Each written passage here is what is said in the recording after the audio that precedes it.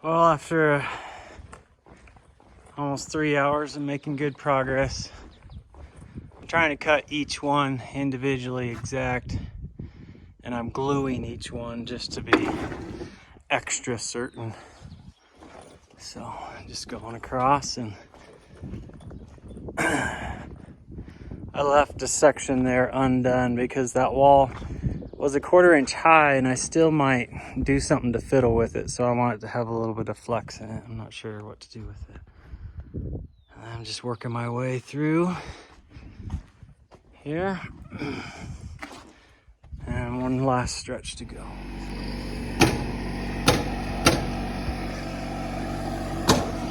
So Greg Johnson's here. He built that house for us.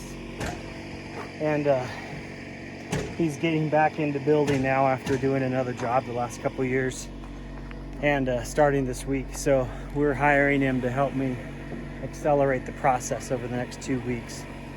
We're going to be framing the interior, exterior walls in the garage, and then setting trusses and just getting me well underway, because I start school back up in just 4 weeks, I think. And Matthew, my son, is tied up with things, so it'll be a real blessing to have him help us accelerate things. So we're getting going on the garage. What we did was we cut sections around the bolts and nailed them into the sill plate. We also cut the bolts down so they don't stick above this secondary plate. And now we're laying out the walls to raise into place, and we're going to raise them without the sheeting on them, so that the wind doesn't grab them and pull them back and forth, and so they're not too heavy. So, and then when we could, we U-shaped them around them on these smaller pieces so they don't just shatter. And then we did put up this wall first thing this morning. We raised it without sheeting. And then something I had made a mistake on. First thing, we had Greg walk through with me and tell me what I did right or wrong. And for the most part, it was good. What I did wrong was we cut every stud to 103 inches. Let me get out of the wind so you can hear me. We cut every stud down to 103.5 inches, even though they came at 104 and 5/8, I believe, automatically, these studs, these 2x6s. And I did that thinking with the base plate, the stud, and a double top plate would give me a 9-foot from raw floor to ceiling. But Greg informed me that the studs, you don't need to cut them, that the horizontal drywall sheets, which is how they prefer to hang them, it'll stack up just right with that double plate, with the ceiling on first and then that double plate, leaving the stud at 104 and 5/8, and it's just perfect. And so Matthew cut them all for no reason. But that also meant that the drywall horizontally might not fit just right. It would squeeze in. They might end up having to trim or go right to the floor, the raw floor, and we didn't want that. And so we didn't take off the drywall, guys. We went ahead and built that garage facing wall of the house with the normal studs in place and a double top plate. But we tapped up the corners just slightly, and it matched up so that we could run a third top plate, which we have done. We did that this morning. We just took 16 footers and we went all the way around and ran a third top plate and matched up with that wall down there that only has a double top plate. So a little fudging and variation, and then it should be perfect for the drywallers still. The outside, we had some concerns about if the sheeting, which only goes up to the first top plate, if we leaving that 3-inch gap, just over 3 inches, if that was going to be okay. We think it'll be fine because of the overhanging stuff. And anyway, so no major structural errors, just some a little measurement error. Luckily it was easily fixable and shouldn't have it. So to get the 10-foot walls to match, we took a measurement off the top down, and these cuts are 1/16.5. So with the double top plate eventually, and then a sill plate and another bottom plate to create the gap for the bolts. These ended up being 1/16.5 based on the measurement of the house, and then he marked out the plates just like we were doing on those walls, and now he's got it propped up on there.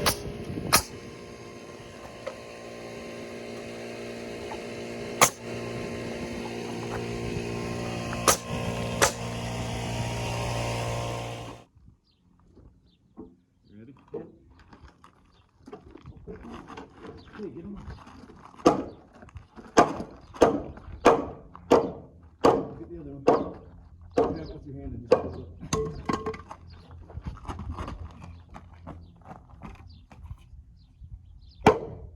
Hit again. Nice. Flip it over so we don't slip on it. Oh, this is light. It's not near as bad as what's sheeting. Hey, why don't you grab the nail gun? Quick.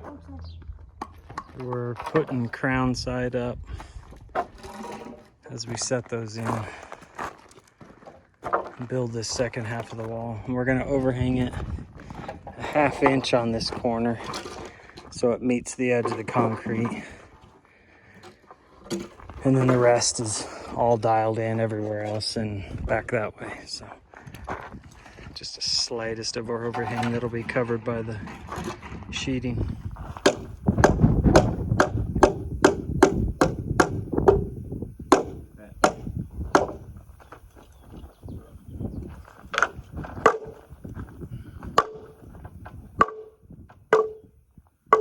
Head up towards the top. Come grab this other one real quick. Up higher. Higher.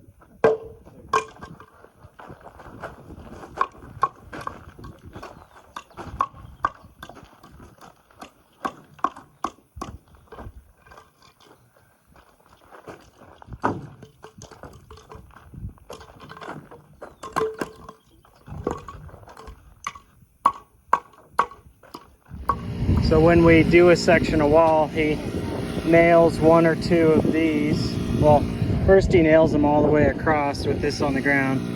Then he nails 1 at each end, and maybe 2. And then we lift it up and nail those braces in, and then we just lift 1 at a time up so they're all nailed. And then he puts these end braces in.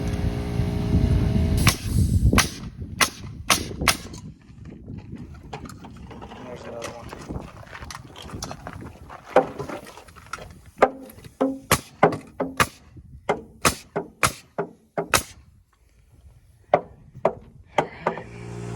And then we did brace that so that that's level, and then we'll do the same thing here so that we have a exact measurement, because when we build these 3 headers it'll be difficult to shift that wall, so we need it to slide up right into place with these 2 just level and standing straight. So we came across here, built the header in, and then built that stud that way. Now we'll come across the top.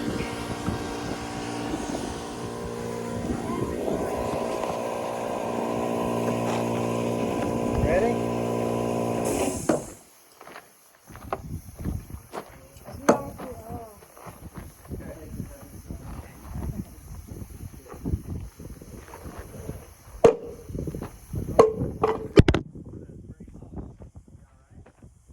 All right, with Greg here, we finished that 3rd top plate like I explained earlier.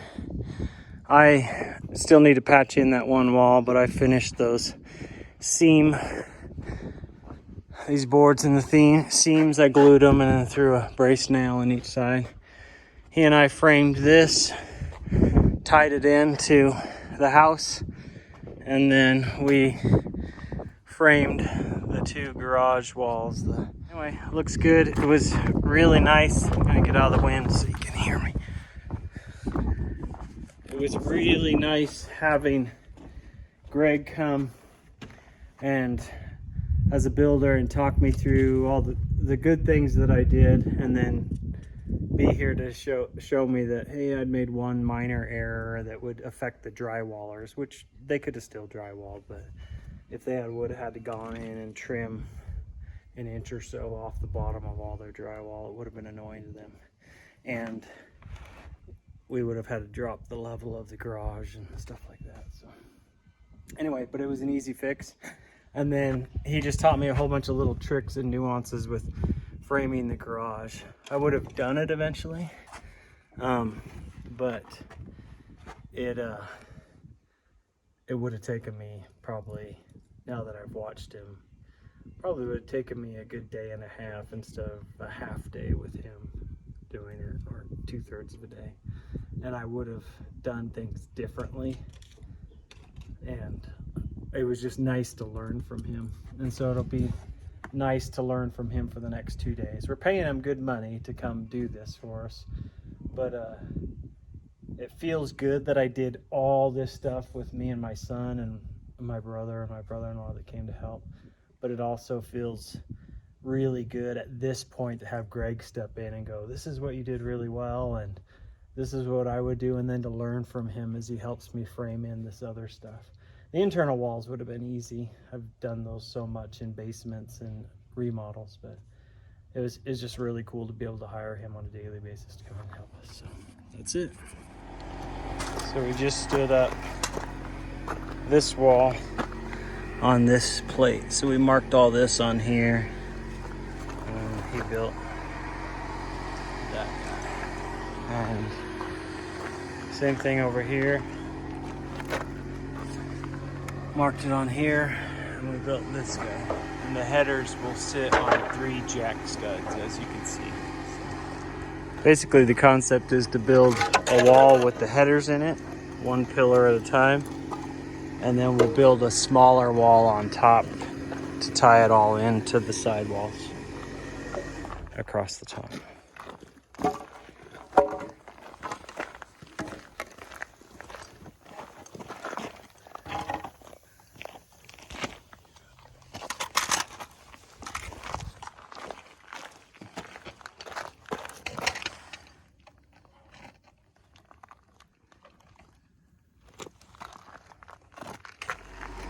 So all these pillars are built, and they're nailed in, but also when we tipped them up, it's nice to have the brace board.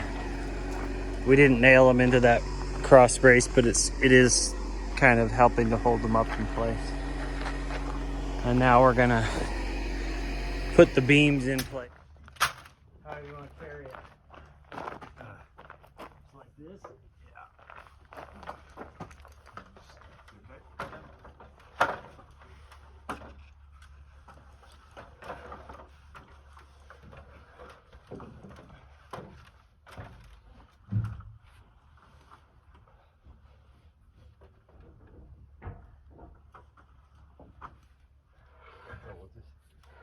This is the bottom plate. Okay. We Flip it up. Set it. Yep.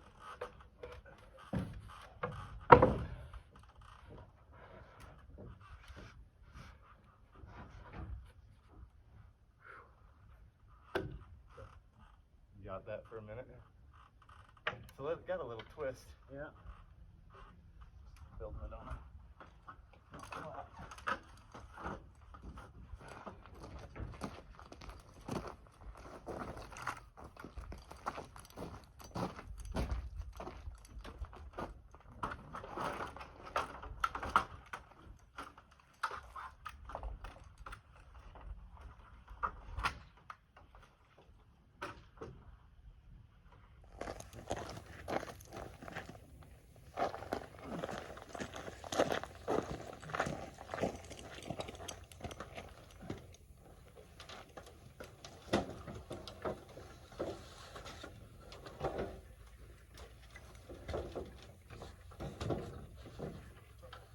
they gotta go your way a bit. A little bit more.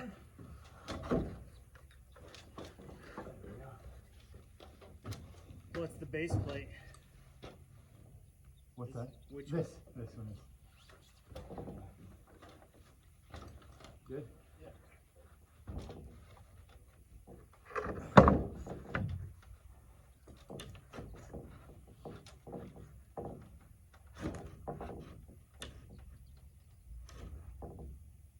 You got it? Yeah.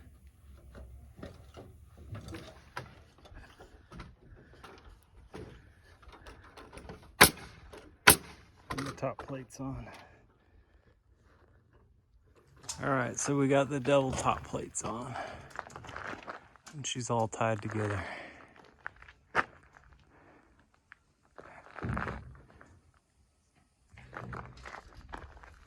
When we did those jacks, what were we going off of? The concrete top? What do you mean? So we added from concrete top to the bottom of this jack stud? From your finished concrete. Yeah. Up to the bottom of the beam. And what did that need to be? 8 foot 1.5 8 inch. foot 1.5. Yeah. And so then we cut everything, all these studs, the jack studs, to get that 8 foot 1.5 from what will be the top of the finished concrete, which is, there's a chalk line there you can't see. Across the way.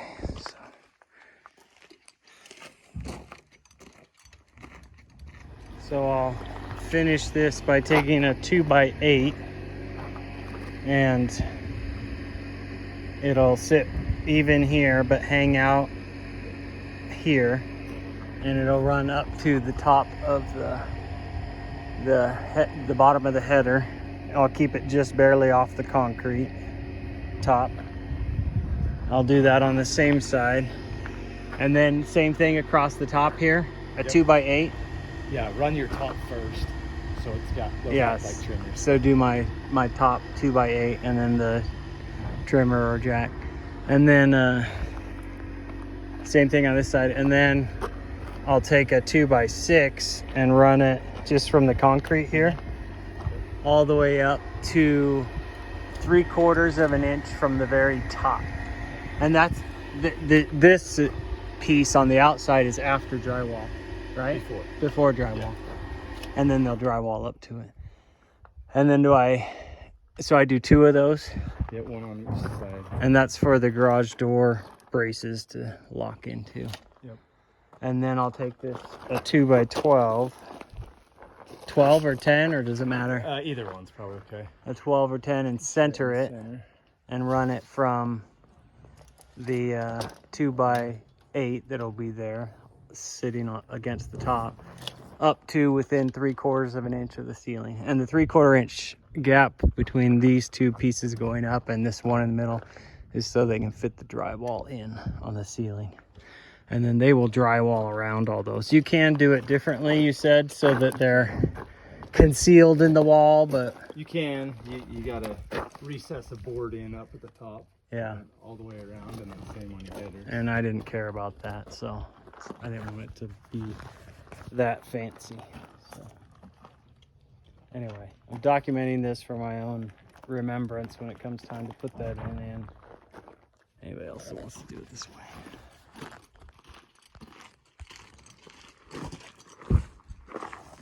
Looks good. Recording.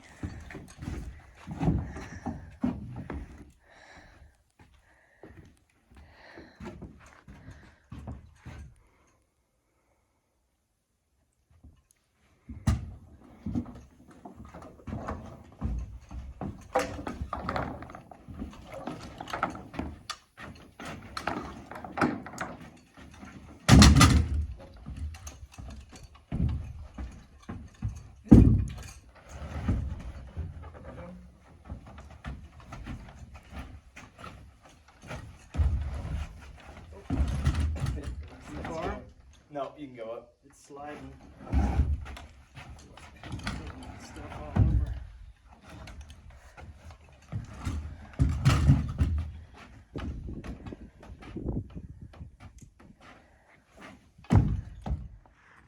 All right.